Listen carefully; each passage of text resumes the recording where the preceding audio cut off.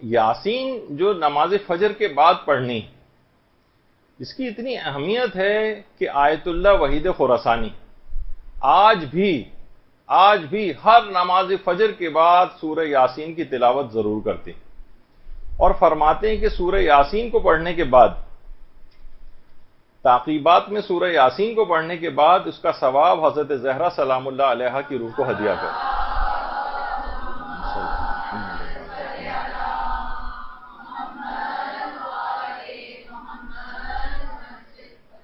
اور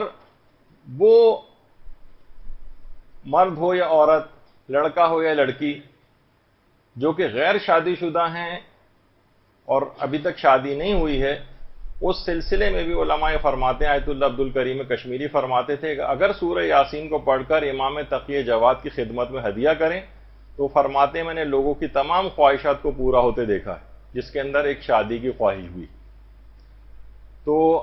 بہتر یہ ہے کہ اس سورہ کو پڑھنے کے بعد آیت اللہ وحید خراسانی حضرت زہرا کو ہدیہ کرنے کو کہتے ہیں، عبد الکریم کشمیری امام جواد کو ہدیہ کرنے کو کہتے ہیں، تو ایک سورہ پڑھنے کے بعد سورہ یاسین ان دونوں معصوم ہستیوں کو ہدیہ کر دیا جائے تو انشاءاللہ تمام ثواب اور فائدے حاصل ہو جائیں گے سورہ یاسین۔ اور سورہ یاسین کا ایک بہت زیادہ فائدہ یہ ہے کہ جس کی بنا پر بچوں کو، ماؤں کو چاہیے، باپ کو چاہیے کہ اپنے بچوں کو کم سے کم ایک ہفتے میں ایک مرتبہ سورہ یاسین ضرور پڑھائیں، کیونکہ سورہ یاسین ذہن کو اور حافظے کو بڑھانے کے لیے بہت ہی زیادہ مجرب، بہت زیادہ اثر پذیری رکھتی۔ تو طالب علم بچے جو ہیں، نوجوان، وہ بھی ہر ہفتے کم سے کم ایک، روزانہ پڑھیں تو کیا ہی کہنا، ان کی ذہانت اور حافظے میں چار چاند لگ جائیں گے، لیکن کم سے کم ہفتے میں ایک مرتبہ تو ضرور ان سے سورہ یاسین کو پڑھوایا جائے۔ اور علامہ مجلسی نے ایک اور سورہ یاسین کے حوالے سے یہ بات لکھی ہے کہ اگر نماز عشاء کے بعد سونے سے پہلے 30 مرتبہ سورہ یاسین کی جو آیت نمبر 42 ہے، وَخَلَقْنَا لَهُم مِّن مِّثْلِهِ مَا يَرْكَبُونَ، اگر 30 مرتبہ سونے سے پہلے اس کو پڑھ لیا جائے آیت نمبر 42 کو، تو علامہ مجلسی فرماتے ہیں کہ اس کو خواب میں پیغمبر اسلام کی زیارت نصیب ہوگی۔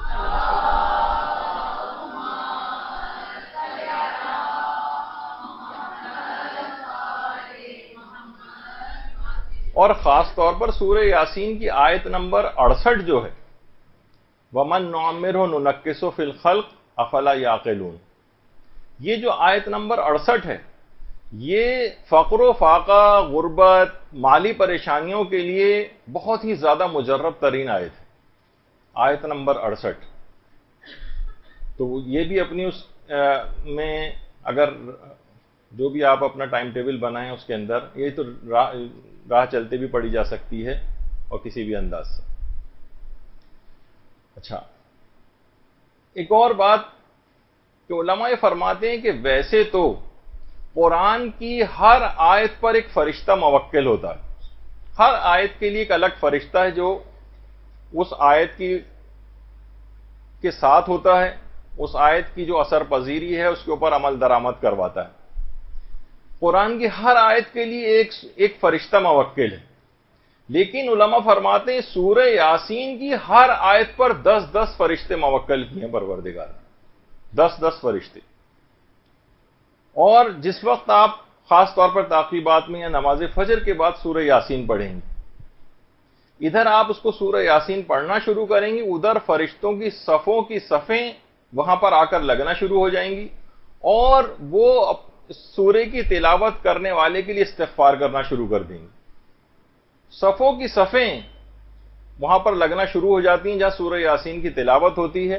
اور وہ اس سورہ کے قاری کے لیے استغفار کرنا شروع کر دیتے ہیں۔ اچھا، اس سورہ کی ایک اور خصوصیت یہ ہے سورہ یاسین کی کہ سورہ یاسین کو جتنا انسان پڑھتا جاتا ہے، یہ سورہ اپنے قاری سے بہت زیادہ مانوس ہو جاتا ہے، اس کا دوست بن جاتا ہے، اور یہ اس سے پھر کبھی جدا نہیں ہوتا۔ یہ ایسا رفیق اور دوست سورہ بن جاتا ہے کہ اس کے بعد قبر میں، قیامت میں، پل صراط پر، میزان، موقف، حتیٰ کہ جنت میں بھی یہ انسان کا دوست بن کر اس کے ساتھ رہے گا۔ سورہ یاسین عروس قرآن، قرآن کی دلہن کہا جاتا ہے سورہ کو. یہ ہمیشہ اس کے ساتھ ساتھ اب جب یہ پڑھنا شروع ہو جائے گا اور اس پہ مداومت کرنے لگے گا، اب یہ سورہ اس کا کبھی ساتھ نہیں چھوڑے گا، یہاں تک کہ جنت میں بھی اس کے ساتھ ساتھ جائے گا. تو یہ اس سورہ کی بڑی خصوصیت ہے. اور اس کے قاری کو پتہ بھی نہیں ہوتا کہ فقط ایک مرتبہ سورہ یاسین کو پڑھنے سے 10 ختم قرآن کا ثواب بھی اس کے نامہ اعمال میں لکھا جاتا ہے. اللہم صلی علی محمد.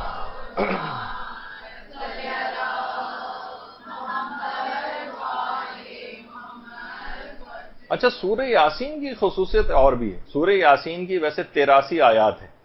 یعنی اگر بسم اللہ کو آپ نکال دیں اور ملا لیں تو 84 بن جائیں گی. اس کی ہر آیت کی الگ الگ خصوصیات اور فضائل. ابھی آپ نے دیکھا کہ کوئی فقر و فاقے کے لیے ہے، کوئی کسی چیز کے لیے ہے، کوئی کسی چیز کے لیے ہے. اس کی جتنی آیات ہیں، ہر آیت کا الگ فائدہ ہے، ہر آیت کی الگ فضائل ہیں. وہ سب کے سب بھی آپ کو پورے سورہ یاسین کو پڑھنے سے حاصل ہو جاتے ہیں. اچھا، اب اس کا ایک اور خصوصیت یہ بھی ہے کہ جتنے بھی داخلی اور خارجی دشمن ہیں ان سے بھی بچاتی. ایک دفعہ روایت میں ملتا بھی ہے کہ کفار نے ایک دفعہ پیغمبر اسلام کے گھر کا گھیراؤ کر لیا تھا اور قتل کرنا چاہتے تھے. تو جبریل نازل ہوئے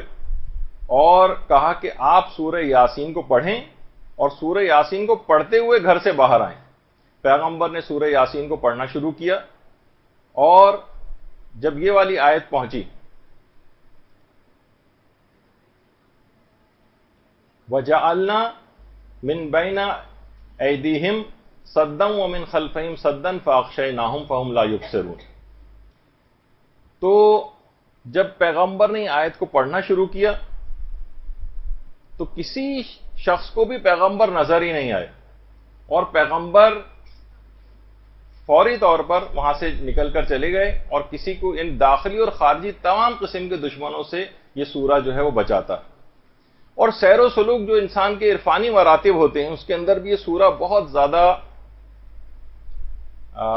اثر پذیری رکھتا ہے. یہاں تک کہ ہمارے مجتہد گزرے شیخ مجتبیٰ قزوینی خراسانی، یہ اپنے شاگردوں کو کہتے تھے کہ سونے سے پہلے اگر کوئی سورہ یاسین پڑھے اور ایک خاص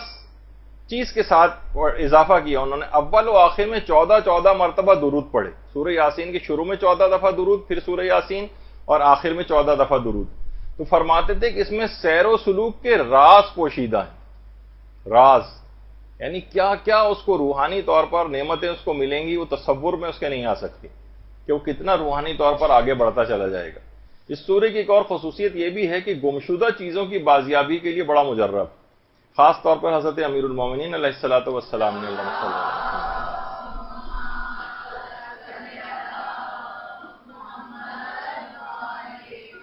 انہوں نے باقاعدہ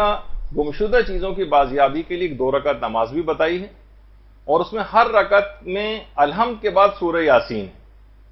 اور نماز کے بعد ایک دعا پڑھی جاتی ہے، یا ہادی الضالۃ رد علی ضالتی،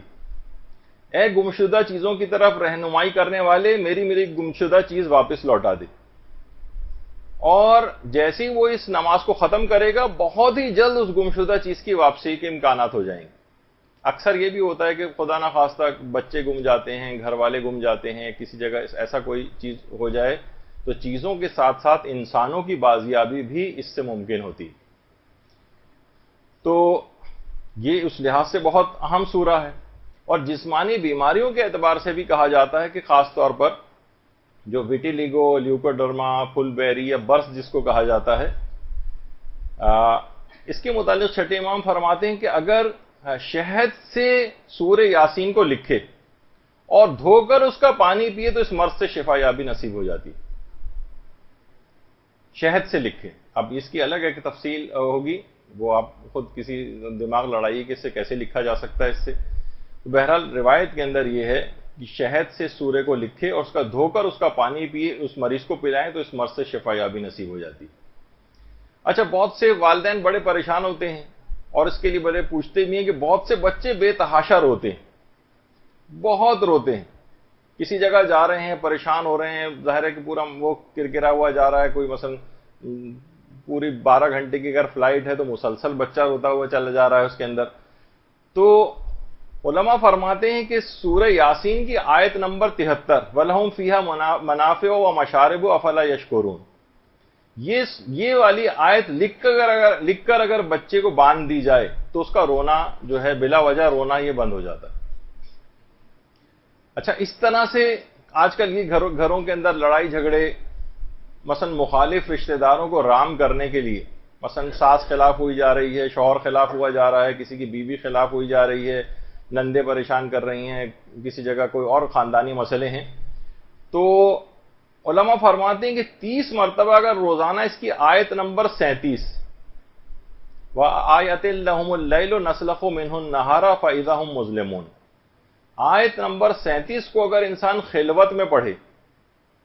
اور توجہ کے ساتھ پڑھے اور 30 مرتبہ روزانہ پڑھے تو اس کے جتنے بھی مخالف رشتہ دار ہیں وہ اپنی مخالفت کو ختم کر دیں گے. یہ بڑی مجرب، دیکھا آپ نے، ہر آیت کے لحاظ سے اس کے اندر ایک عجیب خزانے ہیں،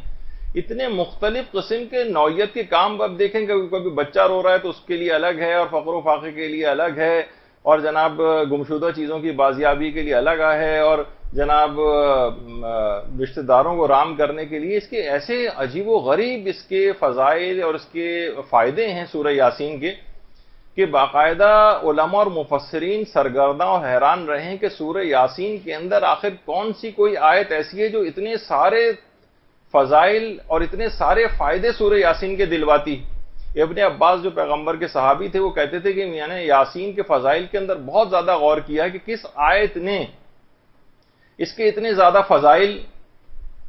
بیان، اس کے فضائل جو ہے اس کے اندر پیدا کی ہیں. تو کا غور و فکر کے بعد مجھے اس آیت نتیجہ پتہ چلا کہ انما امرہ اذا اراد شیئا ان یقول له کن فیکون. یہ جو اس آیت کے اندر آیت آئی ہے یہ اس کے تمام اس قسم کے فضائل اور اتنے زیادہ مختلف الگ قسم کی نوعیت کے کاموں کی وجہ سے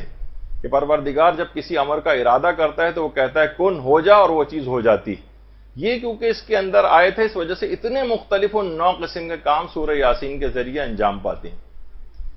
تو یہ آپ نے دیکھا کہ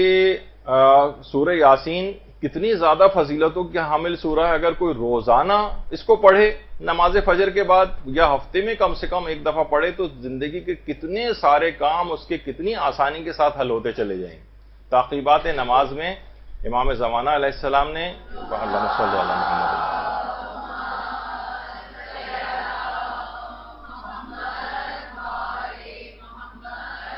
نے جو یہ سورہ بتایا ہے آغا مرشی کو اور ہماری تعلیم کے لیے بھی ہو گیا ہے، تو اس کو کتنا زیادہ اپنے تعقیبات میں رکھنا چاہیے.